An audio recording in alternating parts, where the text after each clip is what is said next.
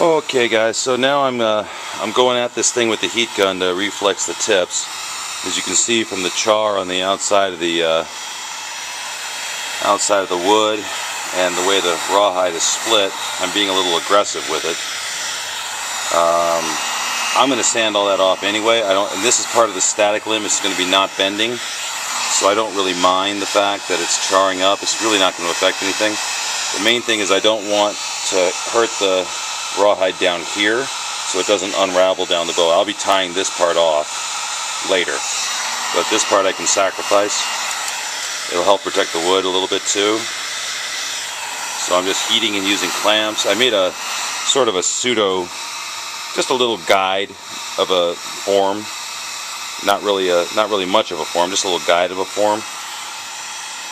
And I got it locked into my thing over there. And I'm just sort of, this is such a thick piece of wood, it takes a lot of heat, which is why it's charring, but I'll be shaving it down even more, taking that char part off, so I'm not really worried about it. Got some more bending to do, and I'll show you what it looks like when it's done. Mike from Boyer Bows. Okay, so I've got it clamped. I still got to bring this tip down a little bit. It will come a little later. But right now, clamped into the form. It's got a nice bit of a reflex or a recurve in it. All that char, don't worry about that. That'll go away when I sand. There's so much wood still on there, I'm not worried about it at all. And it just kind of goes into the limb. And one of the things you want to watch out for is just making sure that this doesn't deviate from side to side while you do it. You can always heat it up again and fix that, but it's just something, if you can prevent it from happening in the beginning, you're a lot better off. So that's how I got it clamped down right now,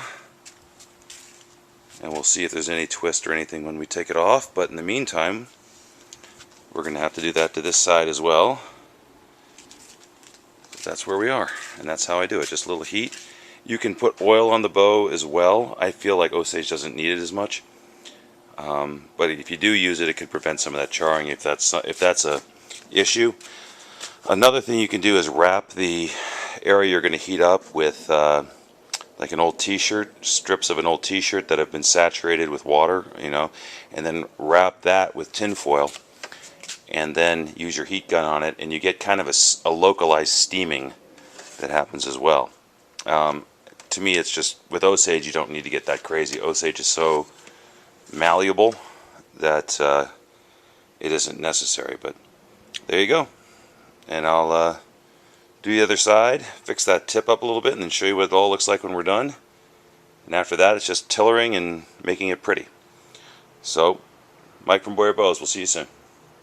Alright guys, well here's the bow. We got the two curves, we cleaned them up.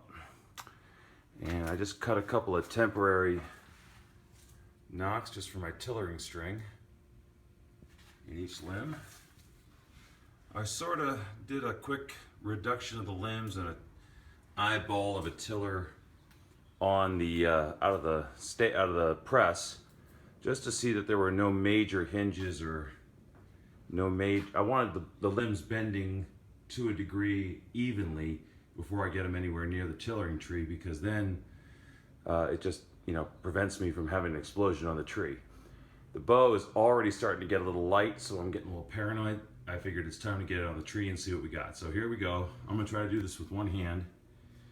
If you're interested in the tillering tree, just really fast, I have something to put the limb handle on. Now you can nail something to the wall and put a little, an extra couple pieces of wood to brace your handle in. I had this already. It holds up my wood. That sounded terrible. You know what I mean. And then got a S hook there. It goes down to a pulley. Look, there's a pulley that's in the wall right there. And then out here, got my scale, and what I do is I just give it a pull. And as I'm pulling, I can also see what the weight is at any point. So right now we got about 25 pounds, no, not quite, there, 25 pounds of draw weight. And that's what it looks like. Okay, so let's just forget about the weight for a minute. I just don't want to go over 50 pounds. That's my maximum goal. If it's lighter than that, I don't care. But 50 pounds is 45 to 50 pounds where I want this thing to end up. So let's see what happens. All right, so to me, the limb on the right is weaker than the limb on the left. I think everyone can see that, hopefully. All right, I'm gonna hold it there. We're at about 30 pounds right now. I'm gonna see if we can get to 40 without scaring myself. No, I can't, I'm scared. I'm gonna even those limbs out a little bit and then we'll come, whoa, then we'll come back. All right, be right back. All right, so the way I am gonna reduce this down now is I'm just marking it from the end of the fade by the static limb to the end of the fade by the handle with this marker. You can use pencil. Traditionally it's pencil. I like using a Sharpie. And then I'm going to take my scraper and I'm just going to scrape those lines off. I'm going to do that 3 or 4 times, probably 3, and then I'm going to remeasure. When the limb starts bending, and it's bending, you don't need to you need to remove a lot less wood to get the same result. So I'm not going to do too crazy. I'm going to go 3 passes and we'll see where it is. All right.